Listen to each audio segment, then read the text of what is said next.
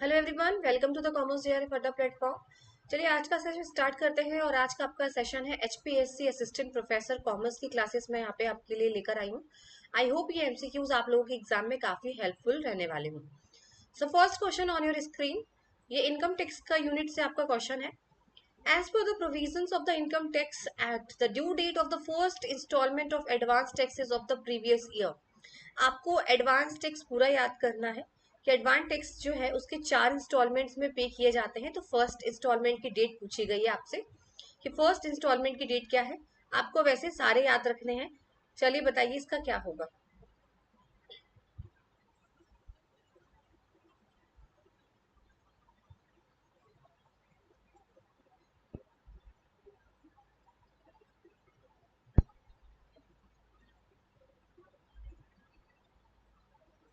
उससे पहले मैं आप लोगों को एक बार इंस्टॉलमेंट्स दिखा देती हूँ जिससे आप लोगों को इजी से समझ आ जाएगा।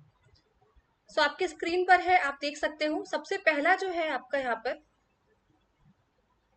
इसको मुझे थोड़ा सा साइज इसका चेंज कर लेते हैं जिससे कि सबको विजिबल हो।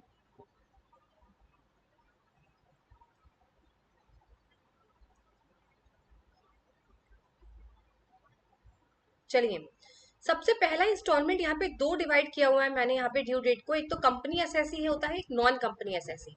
तो अगर कंपनी की बात करी जा रही है तो आपकी जो एडवांस टैक्स की सबसे पहला इंस्टॉलमेंट की डेट होती है वो है 15 जून। और 15 जून 15% याद रखिएगा, 15% पे करना होता है। नॉन कंपनी एसएससी में 0। फिर आपकी सेकेंड ड्यू डेट है 15 सितंबर, ठीक है, जिसमें 45% है। लेकिन नॉन कंपनी एसएससी 30% है, लेकिन मेन इंपॉर्टेंट आपके लिए कंपनी एसएससी है, ठीक है। तो 15 जून 15%, सेकेंड आपकी डेट रहेगी 15 सितंबर की 45%। फिर थर्ड आपकी रहेगी इंस्टॉलमेंट 15 दिसंबर 75%, और 15 मार्च लास्ट 100%। वैसे ही नॉन कंपनी एसएससी दी हुई है 15 जून नील, 15 सितंबर 30%, 15 दिसंबर 60%, 15 मार्च 100%। आप चाहें तो स्क्रीनशॉट ले सकते हैं, इट्स वेरी इंपॉर्टेंट टॉपिक। तो चलिए बता दीजिए अब आंसर इसका क्या होगा।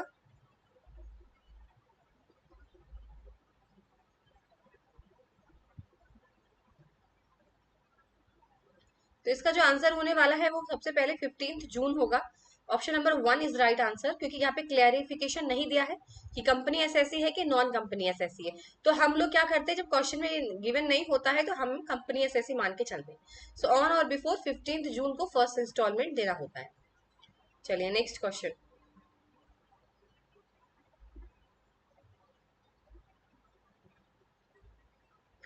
नेक्स्ट क्वेश्चन है जी आपका यहाँ पर बीईपी का ब्रेक इवन पॉइंट।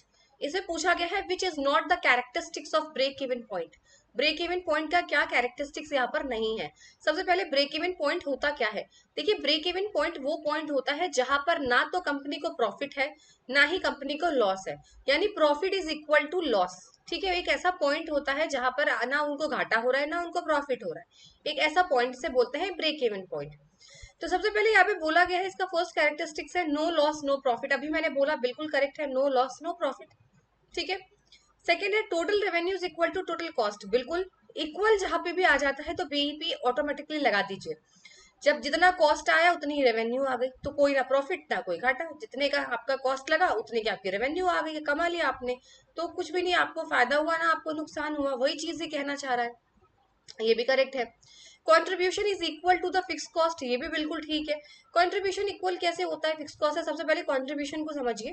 कंट्रीब्यूशन का मतलब होता है कि अगर आपकी सेल हुई, उस सेल्स में से वेरिएबल कॉस्ट को डिडक्ट कर दीजिए, माइनस कर दीजिए, तो जो रेवेन्यू बच के आता है वो कंट्रीब्यूशन होता है, ठीक है। तो अगर कंट्रीब्यूशन आपके फिक्स कॉस्ट के बराबर है तो बिल्कुल आप बीईपी पर है। लास्ट है contribution is less than fix cost, ये तो उल्टा बोल दिया ना। अभी बोला कंट्रीब्यूशन इक्वल होता है फिक्स कॉस्ट के, हमने बोला जी हाँ बिल्कुल ठीक होता है। अभी नेक्स्ट में बोल रहे हैं कंट्रीब्यूशन कम होता है लेस देन, तो ये तो गलत हो गया। तो ऑप्शन नंबर डी यहाँ पे आपका सही हो जाएगा, क्योंकि यहाँ पे क्वेश्चन में नॉट पूछा है, which is not the characteristics of BEP. तो बीईपी का कैरेक्टरिस्टिक आपका यहाँ पर डी हो जाएगा। फिर भी मैं आपको एक्सप्लेन कर दूंगी, जिनको भी ये कॉन्सेप्ट समझ में नहीं आया है तो आप मुझे यहाँ पे एक ग्राफ है जिसके थ्रू मैं आप लोगों को एकदम क्लियर समझा देती हूँ।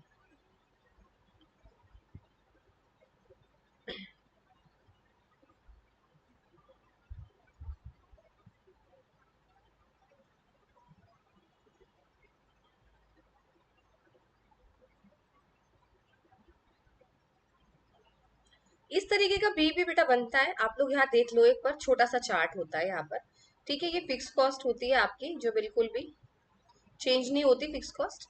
यहाँ से आपका एक जाता है, ये जो पॉइंट है ना यहाँ पे, ये वाला,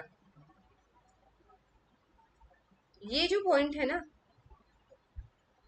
ये वाला पॉइंट, यही तो बीईपी होता है। This is called BEP. ये आपका प्रॉफिट वाला पार्ट होता है बेटा, और ये आपका लॉस वाला पार्ट होता है, ठीक है। तो यही आपका बीईपी बताता है कि ब्रेक इवन पॉइंट, जहां पे क्या होता है, सब चीज बराबर होती है, ना कोई प्रॉफिट ना कोई लॉस, ठीक है। तो इसे बोलते हैं बीईपी, ब्रेक इवन एनालिसिस बोला जाता है, ठीक है। तो ये आपका ब्रेक इवन पॉइंट यहाँ पर यह होता है, जो कि ना ही कोई लॉस ना ही कोई प्रॉफिट, ज्यादा इसमें और कुछ बताने के लिए नहीं है। तो ऑप्शन नंबर डी यहाँ पे सही हो जाएगा, क्योंकि नॉट पूछा था। नेक्स्ट क्वेश्चन बोला गया है आपसे, access capacity is noticed in which of the following market structure. निम्नलिखित में से किस बाजार संरचना में अतिरिक्त क्षमता देखी जाती है? परफेक्ट कंपटीशन, पूर्ण स्पर्धा, एकाधिकृत स्पर्धा यानी मोनोपोलिस्टिक कंपटीशन, अल्पाधिकार यानी ओलिगोपॉली, और एकाधिकार यानी monopoly. So what do you understand by the excess capacity? First of all need to understand this point, ठीक है। एक्सेस कैपेसिटी क्या होती है? देखिए, एक बात बताइए, एक्सेस कैपेसिटी, सबसे पहले तो मैं इसका आंसर आपको यहाँ पे बता देती हूँ। Monopolistic competition is the right answer. Option number B यहाँ पे इसका राइट हो जाएगा। किस तरीके से होगा, थोड़ा सा समझिए एक एग्जाम्पल से। मेरी कॉफी शॉप है, मेरी एक कॉफी शॉप है, और मैं हर डे 100 लोगों को कॉफी पिलाती हूँ। हर डे मतलब मेरे जो कस्टमर्स की जो मेरा रेट है, वो 100 कस्टमर्स पर डे आते हैं, तो 100 कप ऑफ कॉफी मैं उनको देती हूँ, 100 का। लेकिन क्या हुआ, कुछ मार्केट कंपटीशन की वजह से, कुछ मार्केट एनालिसिस की वजह से क्या हो जाता है, मेरे कस्टमर कम हो जाते हैं। यानी अब मेरे कस्टमर क्या हो रहे हैं, पर डे 70 अटेंड हो रहे हैं, पहले कितने होते थे, 100। तो जो इनके बीच का डिफरेंस है, 100 में से 70 अगर आप माइनस करते हैं, तो 30 जो है वो एक्सेस कैपेसिटी है। यानी कि मैं एक ऑप्टिमल लेवल पर अपने कस्टमर्स को कॉफी नहीं दे पा रही हूँ, बहुत इनएफिशिएंट वे में दे रही हूँ, मतलब कम हो गया है मेरा, इसे बोलते हैं एक्सेस। एक ऑप्टिमल लेवल पे मैं जो है वो प्रोड्यूस नहीं कर पा रही हूँ, कॉफी नहीं दे पा रही हूँ 100 कस्टमर्स को, वो कम हो गया है, अब 70 को दे रही हूँ, तो जो कम हो गया है वो एक्सेस कैपेसिटी है। आई होप आपको इसके एग्जाम्पल से समझ में आ गया हो। अगर नहीं आया है तो still I have a chart to show, आप यहाँ देखिएगा, यहाँ से आपको बिल्कुल अच्छे से समझ आ जाएगा। सबसे पहले आप यहाँ पे ये चीज देखिए, एवरेज कॉस्ट पे ध्यान दीजिए, ये आपकी एवरेज कॉस्ट है, ठीक है। तो एवरेज कॉस्ट का मिनिमम पॉइंट ये रहा, ये एवरेज कॉस्ट का क्या है, मिनिमम पॉइंट। मुझे यहाँ पे प्रोड्यूस करना था, मुझे 100 कस्टमर्स यहाँ पे कॉफी देनी थी, 100 कस्टमर्स को, एक एग्जांपल समझिए इस पॉइंट पर। लेकिन अब क्या हो रहा है, कंपटीशन की वजह से, मार्केट फ्लक्चुएशन की वजह से, अब मैं 100 की जगह बेटा 70 कप ऑफ कॉफी दे पा रही हूँ, मेरे पास सिर्फ 70 कस्टमर्स ही आ रहे हैं, पहले मेरे पास 100 आते थे। तो अब देखो मैं कम पे हो गई हूँ, यहाँ पे आ गई, मैं आ गई ना यहाँ पे। पहले मैं कहाँ थी, 100 पे थी, 100 से अब मैं कितने पे आ गई, 70 पे आ गई, कम पे आ गई, ठीक है। अब मैं वो वाले पॉइंट पे बेटा आ रही हूँ जहां पर मार्जिनल कॉस्ट जो है वो एमआर को कट कर रहा है। अगर आप ध्यान से देखें तो ये आपका मार्जिनल कॉस्ट की लाइन है, यहाँ देखिए ये वाला पॉइंट, और ये आपका एमआर जा रहा है, ये वाले पॉइंट पे बना रही हूँ अब मैं। पहले कहाँ बनाना था मुझे, जो ये एसी और एसी का जो मिनिमम पॉइंट होता है यहाँ पर 100 पे, लेकिन अब मैं कहाँ बना रही हूँ, 70 पे, कम प्रोड्यूस कर रही हूँ। तो ये जो बीच का डिफरेंस आप देख रहे हो ये, ठीक है, ये जो डिफरेंस है जो मैंने एरो बनाया है, इसे बोलते हैं एक्सेस कैपेसिटी। पहले तो 100 कस्टमर आ रहे थे, जहां पर मेरा एवरेज कॉस्ट का जो मेरा मिनिमम पॉइंट था वहां पे 100 कस्टमर्स थे, लेकिन फिर क्या हो गया, 70 पे मैं आ गई, कंपटीशन की वजह से कम हो गया। तो पहले यहाँ पे बन रहा था चार्ट, अब 70 पे बन रहा है, तो जो इनके बीच का गैप है इसे बोलते हैं एक्सेस कैपेसिटी। आई होप आप लोगों को ये टॉपिक समझ आ गया होगा। देखिए, रटने से एग्जाम में नहीं होगा, जब तक कॉन्सेप्ट समझ में नहीं आएगा एग्जाम में क्वेश्चन सॉल्व करना बहुत डिफिकल्ट है। रटने से कुछ नहीं होने वाला एग्जाम में, ये 110% श्योरिटी है। आपको कॉन्सेप्ट पढ़ने बहुत जरूरी है।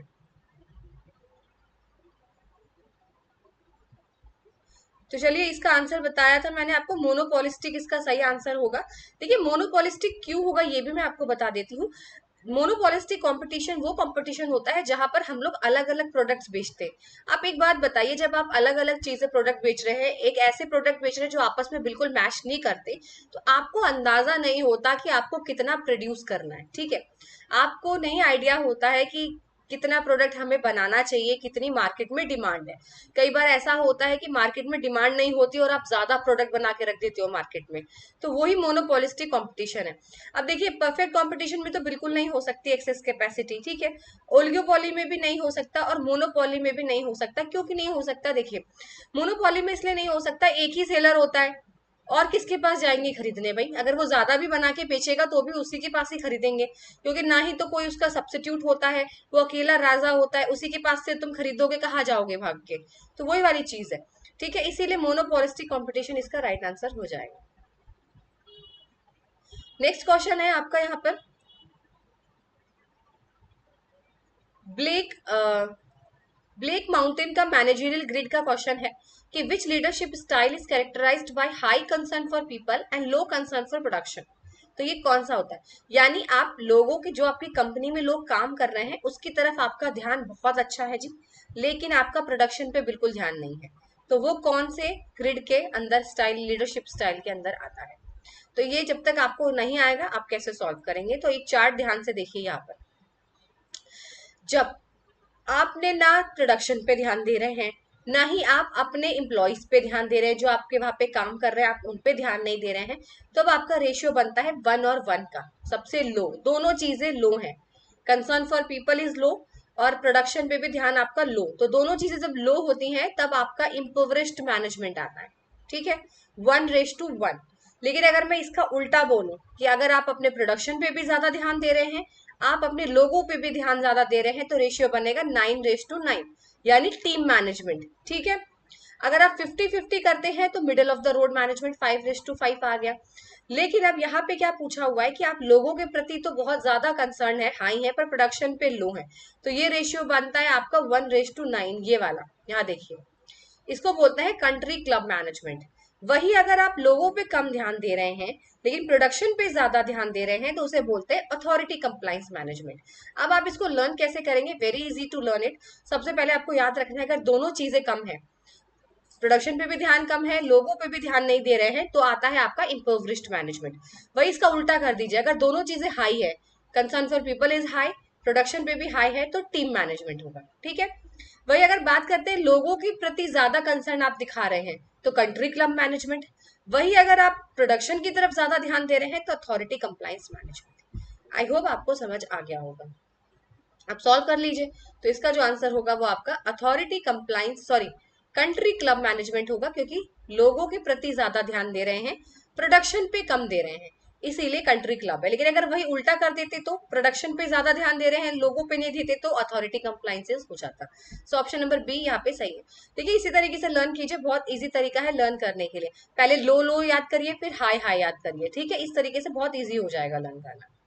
Next question on your screen, which of the following pricing strategy involves the setting a high initial prices for a product and then gradually lowering it over time। यानी ऐसी कौन सी प्राइसिंग स्ट्रेटेजी है, शुरू में तो आप प्रोडक्ट को इतना महंगा कर देते हैं, लेकिन धीरे धीरे उसका प्रोडक्ट का प्राइस आप गिराने लगते हैं। Peak load pricing, price scheme, price penetration या फिर cost plus pricing. So answer आपका यहाँ पर क्या होगा, देखिए इसका जो राइट आंसर है वो है प्राइस स्कीमिंग। प्राइस स्कीमिंग का मतलब ही यही होता है कि शुरू में आपको ना अपनी सेल्स बढ़ानी होती है, आपको मार्केट को कब्जाना होता है, कैप्चर करना होता है। तो आप क्या बोलते हो, आप अपने प्रोडक्ट का जो प्राइस है वो इतना महंगा कर देते हो, लेकिन जब धीरे धीरे आप सेटल हो जाते हो ना मार्केट के अंदर, तब आप प्राइस कम कर देते हो, क्योंकि कॉम्पिटिटर्स भी होते हैं मार्केट में, ठीक है, इसीलिए बोलते हैं प्राइस स्कीमिंग। अब बाकी के ऑप्शन अगर मैं बताऊं, पीक लोड क्या होता है, देखिए पीक लोड का मतलब सीजन के हिसाब से, जैसे अगर अभी बारिश का मौसम चल रहा है तो आप छाते के प्राइस बढ़ा दोगे, वो आप सीजन के अकॉर्डिंग बढ़ाते हो, ऐसे नहीं होता, ठीक है। प्राइस पेनिट्रेशन क्या होता है, बिल्कुल उल्टा कर देना, इतना कम प्राइस कर देना कि आप ही शायद घाटे में चले जाओ, बहुत ही अपने प्राइस का, प्रोडक्ट का प्राइस कम कर देना, प्राइस पेनिट्रेशन होता है। और प्राइस स्कीम का मतलब होता है स्कीमिंग का, कि आप अपने अपने प्राइस का इतना रेट बढ़ा दिया है, ठीक है, फिर धीरे धीरे आप बाद में उसको कम कर देते हो। सो ऑप्शन नंबर सी यहाँ पे सही हो जाएगा। नेक्स्ट क्वेश्चन है, which conflict management style is characterized by high assertiveness and low cooperativeness. High assertiveness और लो कोऑपरेटिव मैनेजनेस कौन से मैनेजमेंट स्टाइल है, यहाँ पर कॉन्फ्लिक्ट का यहाँ पे टॉपिक है। कॉम्पीटिंग, अवॉइडिंग, कोलैबोरेटिंग या अकोमोडेटिंग। अगर चार्ट नहीं पढ़ा होगा तो आप क्वेश्चन को सॉल्व नहीं कर सकते। So here is your chart. अब आप यहाँ पे देखो, मैं आपको सिर्फ सिंपल सा बताती हूँ। अगर आप असर्टिव हैं, असर्टिव का मतलब क्या होता है, मतलबी, सेल्फिश। अगर आप सिर्फ अपना अपना सोच रहे हैं तो असर्टिवनेस है। और कॉपरेटिवनेस का तो मतलब पता है कि आप दूसरों का भी सोचते हैं, दैट कॉल्ड कॉपरेटिवनेस। सो यहाँ पर बोला गया है कि अगर, यहाँ पे फिर से वही सिचुएशन आती है कि अगर आप जो है ना ही अपने बारे में सोच रहे हैं, ना ही आप दूसरों के बारे की जरूरत के बारे में सोच रहे हैं, तो यानी इसका मतलब होगा अवॉइडिंग। दोनों चीजें लो है तो क्या हो गई, अवॉइडिंग। ना आप अपने बारे में सोच रहे हैं जी, ना ही आप अपने टीम मैनेजमेंट के बारे में, टीम के बारे में, मेंबर्स के बारे में सोच रहे हैं। तो इसका आंसर हो जाएगा यहाँ पर, अगर ऐसा क्वेश्चन आता है तो आपका हो जाएगा अवॉइडिंग। ठीक है, लेकिन इसका उल्टा करें तो क्या आप अपने बारे में भी सोच रहे हैं, देखिए आप दूसरों के बारे में भी सोचते हैं, तो उसको बोलते हैं कोलैबोरेटिंग। अगर किसी के बारे में नहीं सोच रहे हैं तो अवॉइडिंग, लेकिन अगर आप अपने बारे में भी सोच रहे हैं, दूसरे के बारे में भी सोचते हैं, तो इसको बोलते हैं कोलैबोरेटिंग। इस तरीके से लर्न करिए। लेकिन अगर आप 50-50 हैं तो कॉम्प्रोमाइजिंग सिचुएशन बीच वाली आ जाती है। अब हमसे क्या पूछा गया था कि असर्टिवनेस हाई है, मतलब सिर्फ अपने बारे में सोच रहा है वो। ठीक है, वो सिर्फ क्या सोच रहा है, अपने बारे में सोच रहा है, आपके बारे में नहीं सोच रहा, अपने मेंबर्स के बारे में नहीं सोच रहा है वो। ठीक है, तो ये चीज पूछी गई है, तो उसको बोलते हैं कॉम्पिटिंग। भाई वो अपने अपनी जरूरत का है खाली, उससे और किसी से कोई मतलब यहाँ पर नहीं है। ठीक है, वही अगर बात करते हैं यहाँ पर आपकी, कि अगर वो अपने बारे में ना सोचकर किसी और के बारे में सोचता है तो उसे बोलते हैं अकोमोडेटिंग। ये चार्ट है जिसमें सब कुछ यहाँ पे लिखा हुआ है। ठीक है, अगर वो अपने बारे में जी सोचेगा तो वो यही सोचेगा ना कि वो तो कंपटीशन क्रिएट हो गया, कि उसको लगता है कि मैं ही सब कुछ करूं, बाकी लोग कुछ ना करें, मैं ही यहाँ पे अच्छा करके काम और जो है सारी अप्रिशिएशन ले लूं। वो अपने लिए अपनी जरूरतों को पूरा कर रहा है, that's why it's called competing. ठीक है, लेकिन अगर वो अपने बारे में ना सोचकर दूसरों के बारे में सोचता है, दूसरों की जरूरतों को समझता है, तो उसका उल्टा हो जाता है एकोमोडेटिंग। तो पहले आप लोग इस तरीके से इसको लर्न करेंगे। ठीक है, इससे इजी तरीका नहीं होगा लर्न करने का, नहीं तो कंफ्यूजन बहुत हो जाएगी। तो इसका आंसर क्या है, मैंने बोला कि हाई असर्टिवनेस, अपने बारे में ज्यादा सोच रहा है तो दूसरों के बारे में नहीं सोच रहा है, तो ऑब्वियसली वो कॉम्पीट ही कर रहा है, क्योंकि ठीक है, कॉम्पीटिंग इसका राइट आंसर हो जाएगा। नेक्स्ट क्वेश्चन है आपका इनकम टैक्स का। Entertainment allowances for the non-government employees are fully exempted, fully taxable, full partially taxable और आपके partially taxable in selected areas। देखिए, गवर्नमेंट एम्प्लॉयज को ही छूट मिलती है बेटा, नॉन गवर्नमेंट एम्प्लॉयज को कोई छूट मिलती नहीं है। ठीक है, तो एंटरटेनमेंट अलाउंसेस अगर नॉन गवर्नमेंट एम्प्लॉयज की बात करें तो बेटा उनकी पूरी फुल्ली टैक्सेबल होती है, उनको कोई छूट नहीं मिलती। सो ऑप्शन नंबर बी आपका यहाँ राइट हो जाएगा। अगर यहीं पे गवर्नमेंट एम्प्लॉय की बात की जाती, सरकारी कर्मचारी की बात की जाती, तो उनको 5,000 तक का या फिर 1/5 ऑफ सैलरी में से जो है वो डिडक्शन एग्जेम्पशन मिलता है। ठीक है, वो गवर्नमेंट एम्प्लॉयज को मिलता है, नॉन गवर्नमेंट जो है वो फुल्ली टैक्सेबल रहते हैं।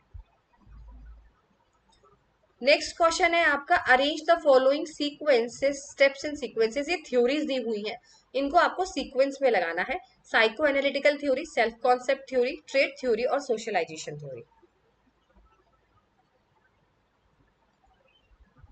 तो आपको अरेंज करना है यहाँ पर the following steps in a sequence: psycho analytical theory, self concept theory, trade theory और सोशलाइजेशन थ्योरी। ये तो फैक्चुअल क्वेश्चन है जी, आप लोगों को अगर आप पता होगा तो ही आप लगा सकते हो, डेट वाइज है, तो मैं वैसे ही आप लोग को लर्न करना पड़ेगा ये।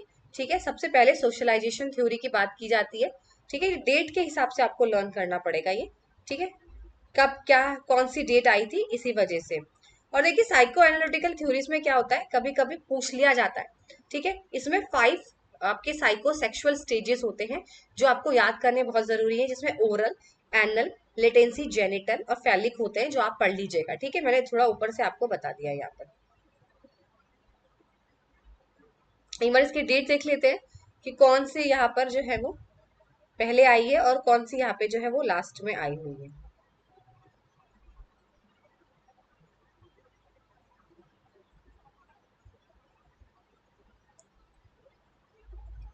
First, fourth,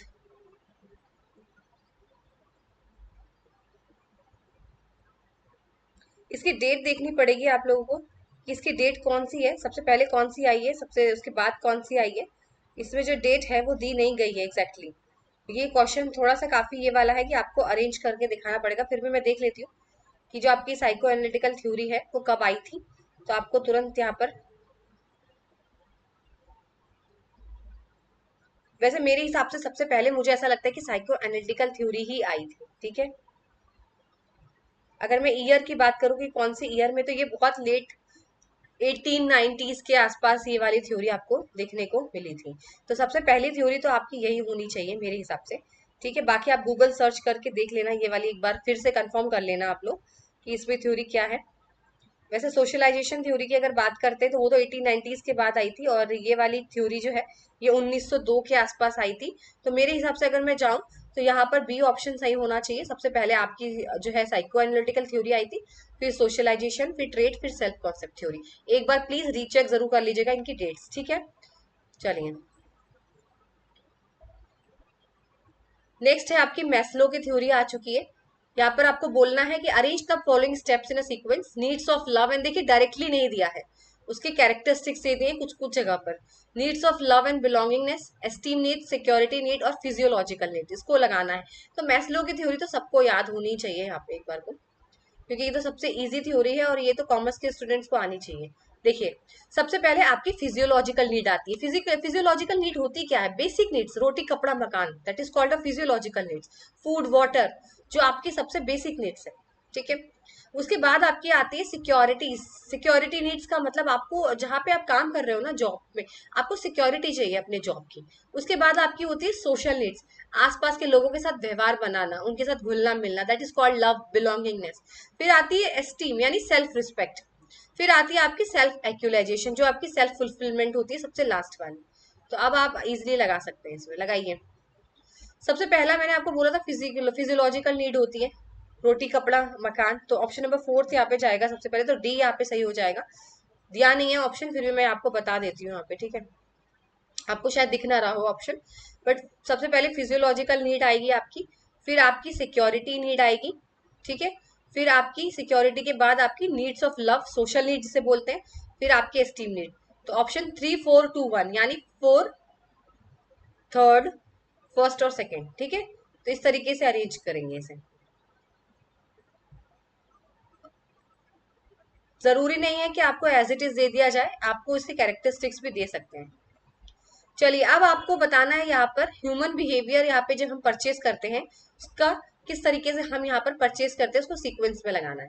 arrange the following steps in a sequence, identification of problems, choice of alternatives, evaluation and search. बताइए, सबसे पहले क्या करते हैं हम लोग? अपनी प्रॉब्लम पहचानते हैं, जहां तक मुझे याद, बताइए।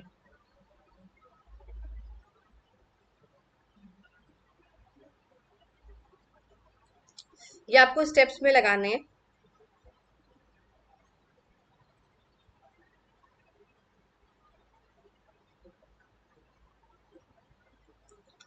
Options are given: identification of problem, choice of alternatives, evaluation of alternatives और search for alternatives।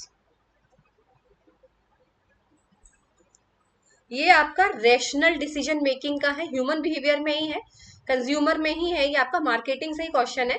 इसमें आपको रेशनल डिसीजन मेकिंग, कंज्यूमर जब होता है, जब वो कोई भी डिसीजन लेता है, तो कौन से स्टेप्स यहाँ पे यूज किए जाते हैं, वो चीज यहाँ पे बोली है। सबसे पहले तो आपको अपनी प्रॉब्लम देखनी पड़ेगी ना, कि एग्जैक्टली प्रॉब्लम क्या है आपको। ये चीज आपको यहाँ पे स्टेप्स में सबसे पहले आपको देखना पड़ेगा रेशनल डिसीजन मेकिंग में, कि व्हाट इज योर प्रॉब्लम, ठीक है। तो सबसे फर्स्ट स्टेप यहाँ पे क्या आता है आपका? डिफाइन द प्रॉब्लम, ठीक है। सो देखिए, सबसे पहले identification of problem, option number 1 यहाँ पे जाएगा। एक मिनट, इसे थोड़ा सा, अगर आपको ऑप्शंस विजिबल नहीं है तो चलिए लगाइए इसका। सबसे पहला तो हमें मिल गया आइडेंटिफिकेशन ऑफ प्रॉब्लम, हमें अपनी प्रॉब्लम यहाँ पे देखनी है, ठीक है। तो अगर हम अपनी प्रॉब्लम देखेंगे सबसे पहले, फिर उसके बाद हम क्या करेंगे? अब अपनी प्रॉब्लम के ऑल्टरनेटिव सर्च करेंगे कि भाई अब मेरी तो प्रॉब्लम ये चीज है, कि मुझे ये खरीदना है। चलिए, मेरी सबसे पहली प्रॉब्लम ये है कि मुझे एक सोप खरीदना है। मैं एग्जाम्पल से देती हूँ, समझ आ जाएगा। मुझे एक सोप खरीदना है। अब मुझे तो समझ में आ गया कि चलो मुझे एक नहाने वाला सोप खरीदना है। अब मैं क्या करूंगी, सर्च फॉर ऑल्टरनेटिव जाऊंगी। अब मैं देखूंगी कि सोप, देखिए नहाने के भी तो कितने सारे साबुन आते हैं, लक्स है, पता नहीं क्या क्या है, ठीक है, टेटमोसॉल है, बहुत सारी सोप्स आते हैं। अब मुझे ढूंढना पड़ेगा ऑल्टरनेटिव कि कौन सी सोप मुझे लेनी है। फिर उसके बाद मैं चॉइस करूंगी, ठीक है। उसके बाद फिर मैं क्या करूंगी, चॉइस। पहले आपकी ये चीज हो गई। अब मुझे देखना है इसमें कि आप कौन से चूज करेंगे। भाई अब मैंने समझ लिया लक्स है, ये है, वो है, फलाना है, उसमें से ये, तो अब मैंने एक चूज कर ली लक्स, चॉइस हो गई मेरी, ठीक है। उसके बाद फिर मैं क्या करूंगी, इवेल्युएशन। लेकिन यहाँ पे इवेल्युएशन सबसे थर्ड पे आना चाहिए मेरे हिसाब से, यहाँ पे ऑप्शन गलत दिया हुआ है, ऑप्शन यहाँ पे रॉन्ग दिया हुआ है। सबसे पहले हम लोग आइडेंटिफिकेशन ऑफ प्रॉब्लम्स करते हैं, ठीक है। उसके बाद जब है हम सर्च करते हैं ऑल्टरनेटिव्स को, उसको हम इवेलुएट करते हैं कि कौन सा सही है कौन सा नहीं है, फिर जाके हम चूज करते हैं। यहाँ पे ऑप्शन में थोड़ी सी गड़बड़ है, दी हुई है, ठीक है। एक बार मुझे चेक कर लेने दीजिए ये वाला ऑप्शन। लास्ट में तो हम लोग सिलेक्ट ही करते हैं ना।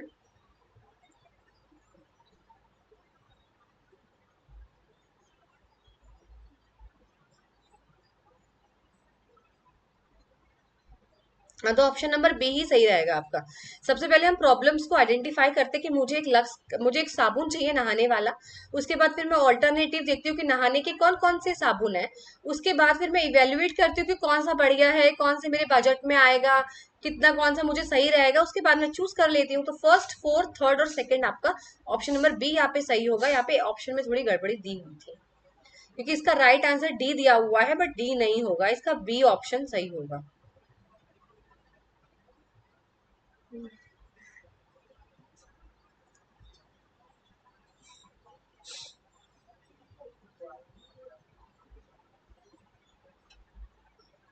चलिए अब नेक्स्ट पे बढ़ते हैं,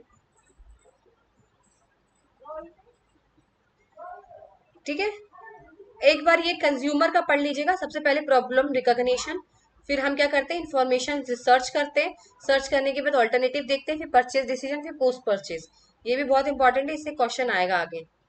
चलिए, नेक्स्ट क्वेश्चन है, the first component of the try component model of attitude. आपको पहले पता होना चाहिए कि एटीट्यूड के 3 कंपोनेंट होते हैं, अफेक्टिव, कॉग्निटिव और कॉग्निटिव। क्रिएटिव नहीं होता, यहाँ पे गलत है क्रिएटिव, लेकिन इसमें सबसे पहला पूछा गया है। तो सबसे पहला जो होता है आपका कॉग्निटिव होता है। ऑप्शन नंबर डी यहाँ पे करेक्ट हो जाएगा। इसके तीन कंपोनेंट्स होते हैं, अफेक्टिव, कॉग्निटिव और कॉग्निटिव। इसको एक बार थोड़ा सा समझ लेते हैं क्या है। देखिए, कॉग्निशन इसका सबसे फर्स्ट स्टेप होता है। फर्स्ट स्टेप का मतलब, कॉग्निशन का मतलब इंटेलिजेंस, नॉलेज।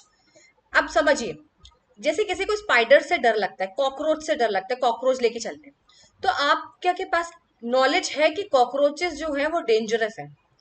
आपके पास नॉलेज है, कॉग्निशन का मतलब नॉलेज। आपके पास नॉलेज है, बिलीव है, आप बिलीव करते हो कि जो कॉकरोच है वो बहुत ही डेंजरस होते हैं, इनसे दूर रहना चाहिए। अफेक्ट का क्या मतलब है? अफेक्शन का मतलब होता है फीलिंग्स। क्योंकि आपको कॉकरोच को देख के डर लगता है, दैट इज योर फीलिंग कि आपको डर लग रहा है। डर एक फीलिंग ही तो होती है, ठीक है। फिर होता है कोनेशन। कोनेशन का मतलब बिहेवियर और एक्शन। अब आपको पता है कॉकरोच जो है वो भाई बहुत डेंजरस होता है, उससे दूर रहना चाहिए। तो कोनेशन का मतलब होता है एक्शन। अब आप वहां उस जगह पे जाना पसंद नहीं करेंगे जहां पे कॉकरोचेस होते हैं, ठीक है। तो ये होता है आपका कोनेशन, अफेक्ट और कॉग्निशन। मैंने छोटा सा एग्जाम्पल से आपको एकदम समझा दिया है तीनों चीजें। नेक्स्ट क्वेश्चन दिया हुआ है आपका, सेंट्रल लिमिट थ्योरम का अजम्पशन कौन सा नहीं है? Which of the following is not an assumption of central limit theorem? पहली बात तो सेंट्रल लिमिट थ्योरम बोलता क्या है? सेंट्रल लिमिट थ्योरम बोलता है आपको कि देखिए, आप जो है आपका पॉपुलेशन, ये आप देख रहे हो पिंक कलर से जो बनाया हुआ डायग्राम, कि आपका पॉपुलेशन का तो कोई भी शेप हो, कोई फर्क नहीं पड़ता, चाहे टेढ़ा हो, राइट हो, लेफ्ट हो, फर्क नहीं पड़ता। लेकिन जो सैंपल लिया है हमने, जो हमने सैंपल लिया है, उसका जो मीन है ना वो नॉर्मल होना चाहिए, बेल शेप्ड का। जो ये ब्लैक कलर से आप देख रहे हैं ना, ब्लैक कलर से जो ये लाइन बनी हुई है नॉर्मल बेल शेप की, तो हमारा जो सैंपलिंग मीन है ना वो हमारा नॉर्मल होना चाहिए, ठीक है। पॉपुलेशन चाहे किधर भी जाए, लेकिन हमारी जो सैंपलिंग डिस्ट्रीब्यूशन है वो बेटा नॉर्मल होनी चाहिए और सैंपल हमेशा लार्ज होना चाहिए। जितना सैंपल लार्ज होगा उतना ही आपको स्टैंडर्ड एरर आने की चांसेस कम होते हैं। अब इसमें देख लेते हैं क्या क्या नहीं है। सबसे पहले अगर मैं बात करूं यहाँ पे सैंपल का साइज लार्ज होना चाहिए, मैंने आपको बोला लार्ज होना चाहिए, तो राइट है बिल्कुल। पॉपुलेशन इज नॉर्मली डिस्ट्रीब्यूटेड, गलत, यही हमें बताना था, तो ऑप्शन नंबर बी यहाँ पे सही हो जाएगा। Population is not normally distribution, population मैंने आपको बोला ना, चाहे टेढ़ा जाए चाहे राइट जाए चाहे लेफ्ट, फर्क नहीं पड़ता, लेकिन जो सैंपल मीन है वो नॉर्मली डिस्ट्रीब्यूट होना चाहिए, तो ये गलत हो गया। सैंपल्स इंडिपेंडेंट है, बिल्कुल ठीक है, एक का इन्फ्लुएंस दूसरे पे नहीं होना चाहिए, और पॉपुलेशन वेरिएशन हमें यहाँ पे पता होती है, तो ऑप्शन नंबर बी यहाँ पे करेक्ट हो जाएगा, क्योंकि नॉट पूछा है कि इसके अजम्पशन कौन से नहीं है। तो इसमें बोला है कि the population is normally distributed, बेटा नहीं, पॉपुलेशन नॉर्मली डिस्ट्रीब्यूट नहीं होता, पॉपुलेशन तो लेफ्ट भी जाता है राइट भी, लेकिन जो आपका सैंपल का मीन होता है वो जो है आपका वो नॉर्मली डिस्ट्रीब्यूटेड होना जरूरी है। चलिए नेक्स्ट है आपका, which of the following is a not a function of channel of distribution. Channel of distribution का कौन सा फंक्शन नहीं है? चैनल ऑफ डिस्ट्रीब्यूशन समझते हैं ना आप लोग, डायरेक्ट चैनल इनडायरेक्ट चैनल, आप अपना कोई सामान भेज रहे हैं तो किस चैनल के थ्रू भेज रहे हैं, वो चैनल ऑफ डिस्ट्रीब्यूशन होता है। सबसे पहला है मैनेजिंग प्रोडक्शन, बिल्कुल ठीक है, प्रोडक्शन मैनेज करते हैं ये लोग, फाइनेंस मैनेज करते हैं, प्रमोशंस भी करते हैं, बट प्राइसिंग इनका काम बेटा नहीं होता। प्राइसिंग जो है वो चैनल ऑफ डिस्ट्रीब्यूशन से कोई लेना देना नहीं है, इसीलिए ऑप्शन नंबर डी यहाँ पे आपका सही हो जाएगा। यहाँ पे पढ़ लीजिए क्या क्या डिस्ट्रीब्यूशन चैनल के फंक्शंस होते हैं, risk taking, physical distribution, payments, transfer, information, communication, negotiation, ordering और फाइनेंसिंग, इसीलिए यहाँ पर जो है वो आपके प्राइसिंग ऑप्शन नहीं था। नेक्स्ट क्वेश्चन है, which of the following is not a right of surety. Surety है आपका कॉन्ट्रैक्ट ऑफ गारंटी से क्वेश्चन है यहाँ पर, ठीक है, लीगल एस्पेक्ट का कौन सा राइट नहीं होता। पहली बात तो श्योरिटी आपको बता देती हूँ। फॉर एग्जाम्पल मैंने बैंक से लोन लिया, बैंक क्या है? क्रेडिटर, क्योंकि वो मुझे पैसा दे रही है। मैं क्या हूँ? पैसे ले रही हूँ तो डेटर। और मैं अपने फ्रेंड को लेके गई साइन करने के लिए कि अगर मैं पेमेंट नहीं कर पाई तो मेरे बिहाफ पे वो करते हैं, आप लोग लेके जाते होंगे साइन चाहिए होते हैं, तो मेरी फ्रेंड क्या हो गई? श्योरिटी। चलिए मेरी फ्रेंड समझ लीजिए यहाँ पे है राधिका, तो राधिका ने साइन कर दिए मेरे बिहाफ पे कि अगर सौम्या पे नहीं कर पाएगी बैंक को लोन तो मैं उसके बिहाफ पे करूंगी, वहां पे साइन लगते, वो है श्योरिटी। तो उसको कौन कौन सा अधिकार नहीं है? सबसे पहला है राइट ऑफ सब्रोगेशन। तो देखिए राइट ऑफ सब्रोगेशन का क्या मतलब होता है, एक बात बताइए, अगर मेरे बिहाफ पे, अगर जो मैंने अभी नाम लिया राधिका मेरी फ्रेंड है, अगर मैं पैसे पे नहीं कर पाई, लोन पे नहीं कर पाई बैंक का, और राधिका ने मेरे बिहाफ पे कर दिया, तो राधिका भाई मेरी क्रेडिटर हो गई। अब राधिका हक से मुझसे अपना पैसा मांगेगी कि सौम्या मैंने तुम्हारा पेमेंट किया बैंक को तुम्हारे बिहाफ पर, अब तुम्हारा राइट ऑफ सब्रोगेशन है कि तुम मेरा पेमेंट दो, तो ये तो राइट है उसका। दूसरा right to claim set off, ये भी क्या होता है, देखिए अगर जैसे बैंक समझ लीजिए, और बैंक से क्या होता है, मैंने जैसे राधिका से कुछ पैसे मैंने भी उधार ले रखे थे पहले, तो अब राधिका क्या करेगी कि तुम एक काम करो, तुमने मुझसे जितने पैसे लिए थे उतने काट के तुम मुझे दे दो, तो क्लेम मतलब सेट ऑफ कर देना, ये भी उसका अधिकार होता है। राइट टू क्लेम इंडेमिनिटी, बिल्कुल देखिए कोई भी डैमेजेस अगर वो मेरे बिहाफ पे कुछ भी पे कर रही है तो जो भी खर्चा है सब कुछ मुझे देना ही देना है, तो वो भी उसका अधिकार है। बाकी होता है ऑप्शन राइट टू रिवोक, देखिए राइट टू रिवोक का कोई भी यहाँ पे अधिकार राइट ऑफ श्योरिटी को नहीं दिया जाता, इसलिए ऑप्शन नंबर बी यहाँ पे आपका ऑप्शन सही हो जाएगा। ठीक है, यहाँ पे पढ़ लीजिए ऑप्शंस दिए हुए हैं, राइट अगेंस्ट डेटर में right of subrogation, right to be indemnified, right to securities, right to get information, right to set off. ठीक है, ये इसके आप चाहे तो स्क्रीनशॉट ले सकते हैं, सारे राइट्स दिए हुए हैं। नेक्स्ट क्वेश्चन है, 5 stages of consumer buying decision making process does not include. अभी मैंने आपको चार्ट दिखाया था, तो उसमें डिसीजन मेकिंग में कौन सा पॉइंट नहीं होता? प्रॉब्लम रिकॉग्निशन होता है, इवेल्युएशन ऑफ ऑल्टरनेटिव बिल्कुल होता है, परचेज डिसीजन, सोशल फैक्टर हमने नहीं पढ़ा था, सोशल फैक्टर नहीं होता इसमें, तो ऑप्शन नंबर बी यहाँ पे सही हो जाएगा। बहुत ही बेसिक क्वेश्चन है, कोई समझाने जैसा नहीं है। नेक्स्ट क्वेश्चन है आपका, deduction in respect of contribution to Agnipath scheme. Agnipath scheme का में कौन सा डिडक्शन यहाँ पे आता है वो आपको याद रखना है, section 80 CCH, section 80 CCH Agnipath scheme का डिडक्शन में आता है, इसको लर्न कर लीजिएगा। चलिए आज का सेशन यही था, और अगर आपको वाकई सेशन अच्छा लगता है तो प्लीज मुझे कमेंट में जरूर बताइएगा, जिससे मैं आगे भी क्लास जो है वो आपकी कंटिन्यू कर सकूं। चलिए तब तक मिलते हैं नेक्स्ट सेशन में, till then goodbye, take care.